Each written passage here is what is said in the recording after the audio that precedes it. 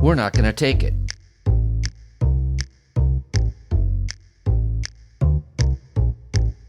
Hi, I'm Philip Blumel. Welcome to No Uncertain Terms, the official podcast of the Term Limits Movement for the week of August 22nd, 2022. Your sanctuary from partisan politics. When citizens collected 46,000 signatures to put state term limits on the North Dakota ballot for November, the most signatures ever collected for a ballot measure in that state, it was seen as a triumph of direct democracy. But that was before the politicians circled their wagons to shut the voters down. Now, the battle is headed to the North Dakota Supreme Court. Here to tell us about it is U.S. Term Limits Executive Director Nick Tomboulides. Hey, Nick. Hello. Welcome back. You know, back in March, we were talking about how citizens in North Dakota collected something like 46,000 signatures to put a initiative on the ballot that would term limit their legislature and their governor. And, you know, with 46,000 signatures, they only need 31,000, so they got the margin they need because there's always some that are no good and what have you. And so we thought we had it. And then the Secretary of State of North Dakota said that not enough of the petitions were valid, even though they had gotten a large margin extra to take care of that eventuality. So anyways, they shot it down, and this, of course, was seen as what it was, which is a political counterattack. Politicians don't want to be term limited. But now it's coming to a head. Why don't you give us the latest news, Nick? Sure. So, you know, it's important to clarify that when the Secretary of State disqualified the signatures, when he threw out 29,000 signatures, there was no legitimate basis for doing that. The Secretary of State was himself a 30-year incumbent. Initially, he had asked the sponsor of the measure to come to the Capitol for a meeting. He said, "Don't bring your lawyer." It's a big red flag, big red flag. Told him it would be a routine meeting. Turned out to be anything but routine because he brought in the Attorney General, and together these two powerful politicians, these two powerful state officials, they basically tag teamed the sponsoring committee. They threatened, intimidated, browbeat them, and told them, you know, we're going to come after you unless you withdraw this petition. That's before any findings had taken place. So they knew what they wanted to do from the very get-go. They wanted to kill this term limits petition to protect their friends in the legislature. But when the secretary was actually forced to provide his reasoning as to why he disqualified all the signatures, it was specious. I mean, he threw out 4,000 signatures because people would list a street name without a direction. So you'd put 326 Pine Street instead of 326 East Pine Street. Or maybe you wrote 326 Pine and you didn't write street, or you used a dorm as an address. And so even after they verified all these people as registered voters, he still threw out their signatures with all this hocus pocus bull crap. He disqualified. That is outrageous. He disqualified like 20,000 signatures that came from one notary just because he didn't like a few of the signatures that notary had notarized.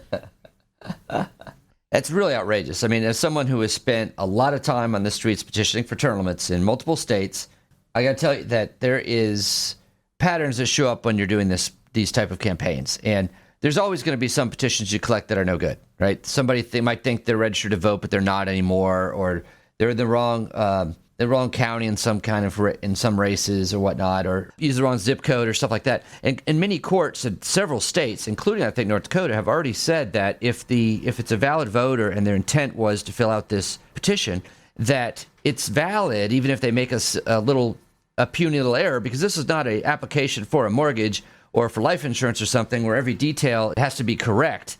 It's basically something saying that, hey, I'm a voter here.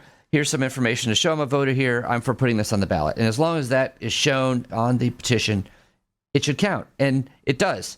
Everywhere else, I guess, except for North Dakota. That's exactly right.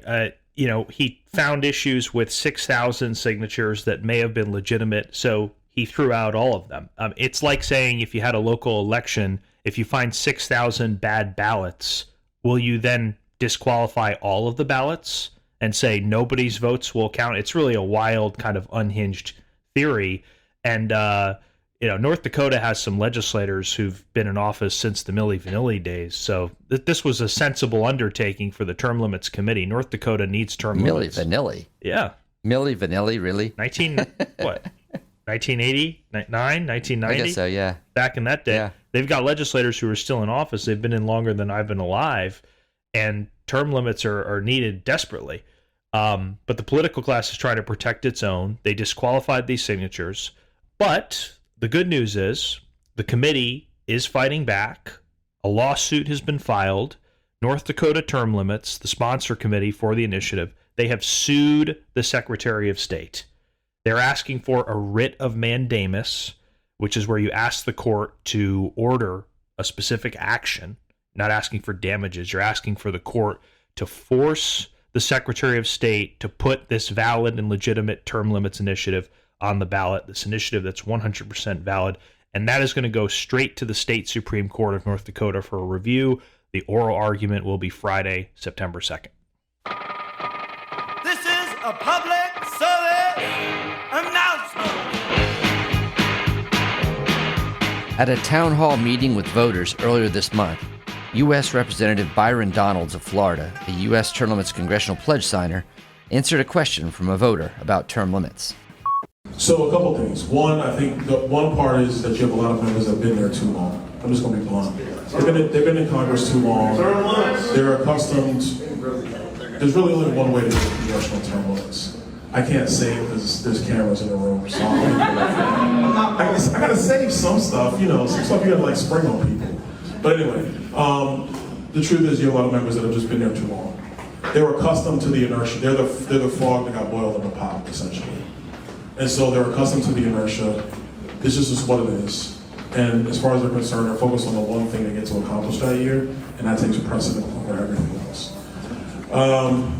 The second part is that the staff largely runs the members. I mean, not my staff. My staff will tell you. Like, he does what he wants. And they give me recommendations. They're all nodding their head like, yeah, we do. They give me recommendations, and I'm like, okay, yeah, that's cool. No, I'm not doing that. Here's what we're doing. But for a lot of members, their staff literally tell them what to do. They read the scripts to a T of what their staff wrote. This last bill that passed out of the Senate, there wasn't members of the Senate writing that stuff.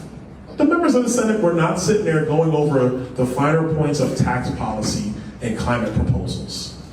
That stuff came from think tanks and congressional staffers. That's where that came from.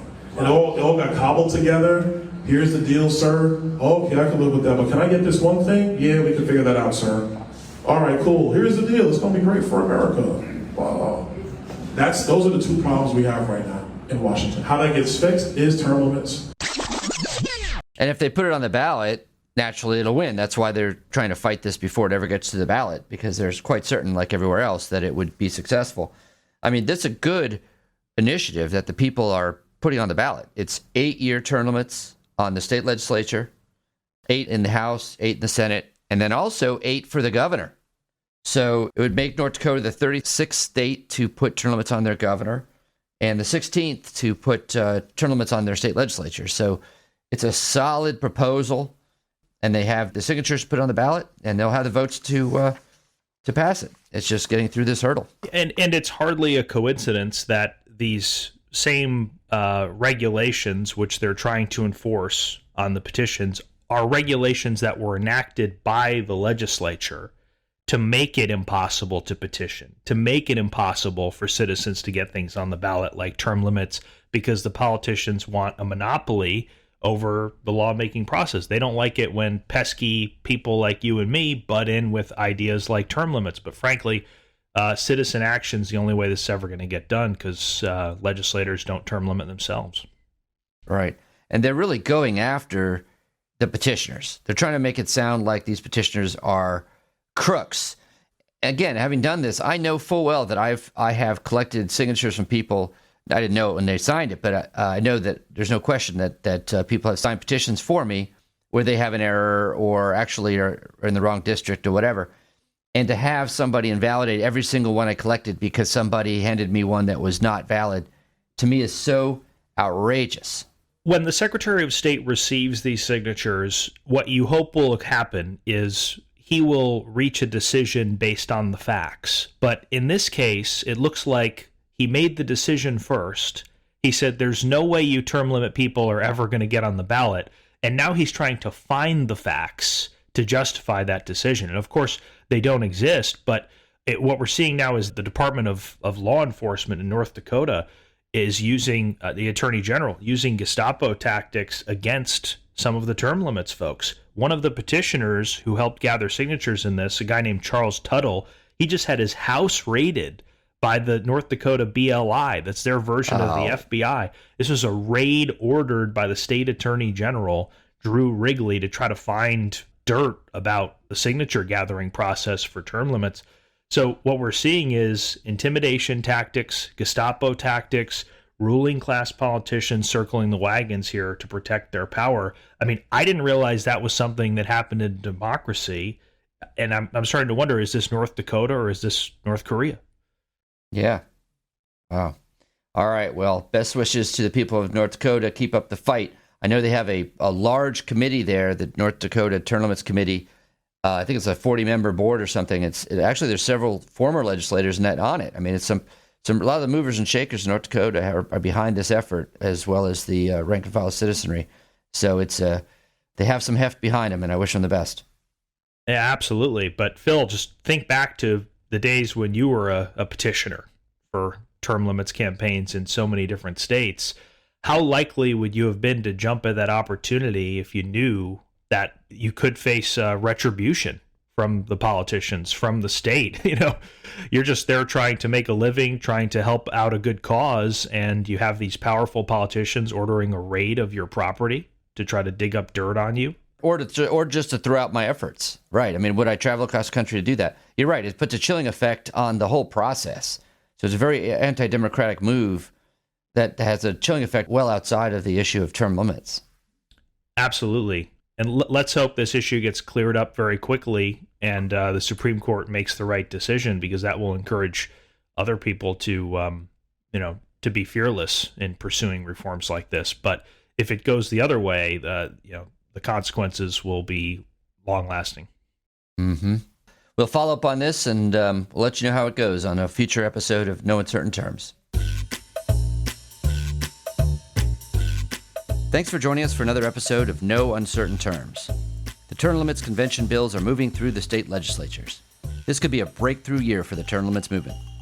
To check on the status of the term limits convention resolution in your state, go to termlimits.com/takeaction. There, you will see if it has been introduced and where it stands in the committee process on its way to the floor vote. If there's action to take, you'll see a Take Action button by your state. Click it. This will give you the opportunity to send a message to the most relevant legislators, urging them to support the legislation.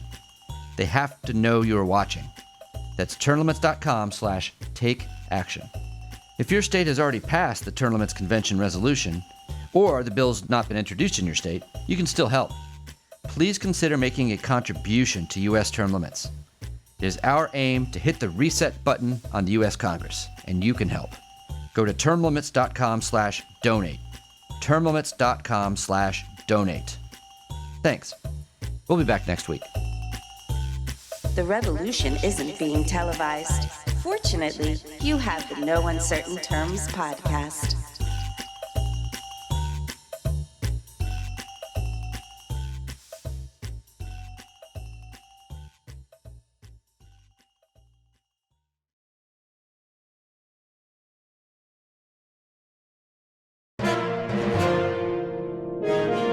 USTL.